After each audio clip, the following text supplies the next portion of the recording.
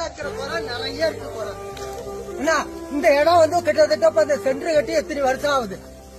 40 ரூபா கொடுக்குறோம் மூட்டைக்கு. ஏன் இந்த இடத்துல ஒரு 4 தாய்க்க கொட்ட கூடாதா? இல்ல விவசாயிகிட்ட பணத்தை வாங்கி கொட்ட வேண்டியது தானே. லாரி வந்து நெல் எடுக்க முடியாதுங்கிறாங்க, ரோடு சரியா இல்லங்கிறாங்க. அதனால கவர்மெண்ட் தானே பராமரிக்கணும். பேசுறாங்க, நியூஸ்ல பேசுறாங்க, முதலமைச்சர் பேசுறாங்க, எல்லாம் பேசுறாங்க, உணவு அமைச்சர் பேசுறாங்க. இங்க என்ன நடக்குது? இங்க விவசாய சந்தையில நிக்கிறோம் முறைச்சு.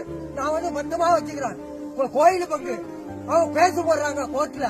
நாங்க என்ன பண்ண முடியும்? பணம் கட்டினாதான் சர்டிபிகேட் கொடுப்பாங்கிறாங்க. என்னங்க பண்ண முடியும்? நாங்க என்ன சாவாய முடியும்? ஒரு குடும்பத்துல 5 பேர் இருக்கிறோம், என்ன பண்ண முடியும்? இதெல்லாம் கவர்மெண்ட் எடுக்கணும்ல.